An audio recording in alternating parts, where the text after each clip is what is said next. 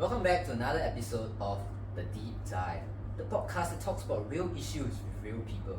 I'm your host Rick, and today we'll be talking about deep sea mining, a topic that has made a splash in the community because of the recent opinion piece written by Professor Wei Dan. And today we are honored to have the author herself, Professor Wei Dan, and marine diving expert Port Tierson on our show to share with us more about what they know about deep sea mining. Hello, so I'm Jian. I'm a professor specializing in marine research at NUS, and it's a pleasure to meet you all today. What's up? I'm Port. I'm a marine diving expert, and I spearheaded many marine diving expeditions before. Happy to be here with you guys today. So Port, can you give us a brief explanation of what the deep sea is? Well, the deep sea is anywhere that's beyond 1,000 meters in depth. It's a dark and cold place, and there's almost no sunlight there, there's no photosynthesis, and almost no food production at all. It's a very harsh environment that is nutrient poor. But of course, life always finds a way. And contrary to popular belief, there are still many organisms that live in the depths. I've seen some of them and they look a little freaky to me, to be honest. Some can get quite big, and there are others that are transparent. Some of them can even produce their own light. As such, they are highly specialized and may be sensitive to even the smallest of external disruptions. Wow, I see.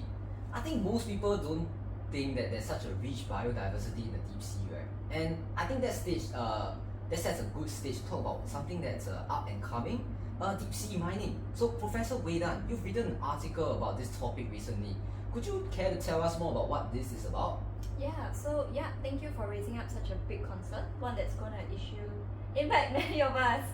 I wrote the article last month to raise awareness for the dire impacts of deep sea mining. And simply put, there is this huge source of rare and expensive earth minerals like gold and cobalt, and that's in the deep sea. And that's what we need for our electric vehicles and smartphones. Right, so we know that land supplies are also dwindling, and that makes the ocean supply a lot more attractive. Deep sea mining is also way more efficient than land mining, and studies have also claimed that just 1 square kilometer in the deep sea could yield enough rare materials to actually meet 1/5 of the world's annual demand. And so that's pretty substantial, and so that also derives motivations for deep sea mining. And yet, the consequences are pretty worrying. My team and I have been trying to simulate and understand the impacts of deep sea dredging, and through our research we found so far that sediment plumes resulting from such mining activities actually travel great distances, and they also smother out light. And that poses a very big concern, and the deposition of such sediments also could harm other sensitive species like corals as well. Yeah, I've read one of Wei Dan's publications before, and this reminds me of another paper that I've read, which was about a 1978 experiment which successfully dredged the seabed. And 10 years later, surveyors saw little recovery of species, with the dredged site remaining visible. So it seems that the deep sea will take ages to recover from such activities. And with these destructive measures in place, they're certainly going to change the deep sea landscape and result in the loss of biodiversity. That sounds bad. But actually, how bad is the mining impact on the deep sea? Right, so I think sad to say there hasn't been a lot of studies done to actually quantify the impacts of deep sea mining, and there's actually so much we still don't understand about the deep sea. Given it's so hard to simulate and replicate these deep sea environments, what we have is only mostly hypothetical evidence based on models that have been created, yet it is pretty agreed upon in the scientific realm that there will be an overall loss in biodiversity resulting from habitat loss, as Paul has shared about. Yeah, to add on, the great uncertainty about all these impacts stem from the lack of knowledge about the deep sea. The ocean is really vast, and we've only explored about 5% of the ocean floor. Having gone on such deep sea explorations before, I can tell you that it is no easy task. The intense pressure makes it so that you cannot explore the ocean depths for long durations before you have to resurface. The lack of light at the bottom of the ocean also adds to the difficulty of exploring this mysterious environment. Hence why we still have a long way to go before we can fully understand and learn about the deep sea.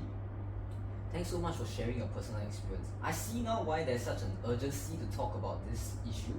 So maybe Paul, could you share with us more about the practicalities of deep sea mining? How challenging is it?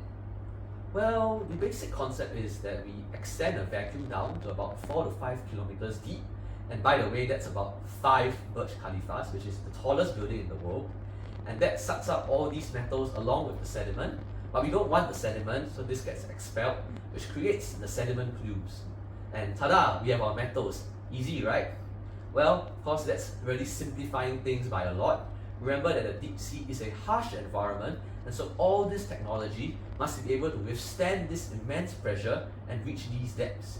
The reality now is that these technologies are still in the midst of being prototyped and refined to minimize impacts to the deep sea. So frankly, we are still not really there yet. I guess it will be some time before we can actually see the first successful cases of deep sea mining, right? So now, Professor, could you tell us more about the current status of deep sea mining? I mean, if the resulting impacts are so bad for the environment, are there any laws in place to regulate such activities? Right, so that's an important question that you asked, and actually there is an authority governing these activities, and that is the International Seabed Authority, ISA short. So the ISA was established by the United Nations because of growing interest to exploit the deep sea metals, and the ISA is also expected to come up with regulations surrounding these mining expeditions and activities by July this year. So in the case that they actually don't publish any regulations, companies can then go ahead with whatever methods they have developed to mine the deep sea. And given how lucrative it actually is to mine the deep sea, one can only imagine that profit-seeking companies without any regard for the environment would begin mining using whatever method they can find, so probably the cheapest and potentially the most destructive as well. So given that these technologies are so new, as Paul has already shared, that also makes it very difficult for the ISA to come up with relevant and appropriate regulations that is so crucial in regulating these activities. So we are hoping that they come up with regulations soon, otherwise we can only look towards a pretty bleak future for these very specialized deep sea organisms and their habitats. Interesting. So where does Singapore fit in all of this? Is there any deep sea for us to mine? Well, Singapore actually does support deep sea mining for clean energy transition. Like other countries, Singapore is also currently renting out a patch of deep sea for mining purposes from the ISA. This patch is 40 times the size of Singapore and is located right in the center of the Pacific Ocean called the Clarion-Clipperton Zone. I've actually been there in expeditions to conduct baseline studies for this patch of sea. These expeditions were organized by Ocean Minerals Singapore, which is the only company granted a license for deep sea mining by Singapore under the Deep Seabed Mining Act. They will play an important role in spearheading Singapore's deep sea mining operations. I see, it must have been really cool to be on those expeditions, right? So after hearing everything that you two have shared, I've been wondering, so both of you know the impacts of deep sea mining the best, and I wanted to hear your thoughts about what this whole situation might bring about, and do you have any hopes amidst what seems like to be an impending crisis? Okay, I think I can go first. So I think doing this kind of research, right, we're always forced to consider the worst case scenarios because everything is so uncertain and we would rather take more precautions. So I think it's pretty evident, and we know this, that Singapore definitely prioritizes economic growth and loves to diversify its revenue sources. So once Singapore sets its mind to do something, we will definitely do it. So given that we are already renting this patch of deep sea mining is definitely going to happen, but it's just a matter of how and when. So I think for me, I'm thinking, could we mine in a way that is responsible and sustainable? An approach that is carefully thought up with comprehensive mitigation measures in place to minimize impacts that we cause to the marine environment. And just as we have already made thorough assessments, like our impact assessments on land when we proceed with any development projects, my hope is for Singapore not to rush into deep sea mining, but to first iron out all the details regarding all the different potential impacts and think about mitigation measures before proceeding to mine sustainably.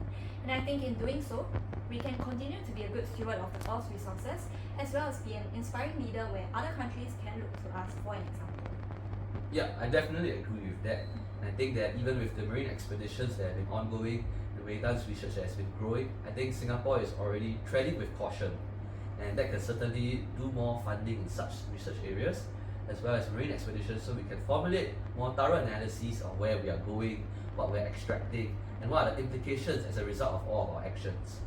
Green energy sounds like the be-all solution, but there's certainly many caveats, and I hope that Singapore will also strongly consider and plan out how we intend on achieving our climate change obligations. Do we really need deep sea mining? What will we do with all these mined materials? What other infrastructure do we need to support green energy and our future forays? Once these are clearly thought of, this would greatly help to focus deep sea mining forays, and in doing so, hopefully limiting our impacts, knowing when to stop and perhaps having substantial breaks between mining events for habitat recovery in the deep sea. So thank you so much for all these inspiring and very real thoughts about this entire situation on what Singapore intends to do. So to end off, do you all have any final words that you would like to say to anyone who's listening in, and perhaps for what an ordinary Singaporean citizen, is there anything that we can or should do about this deep sea mining situation?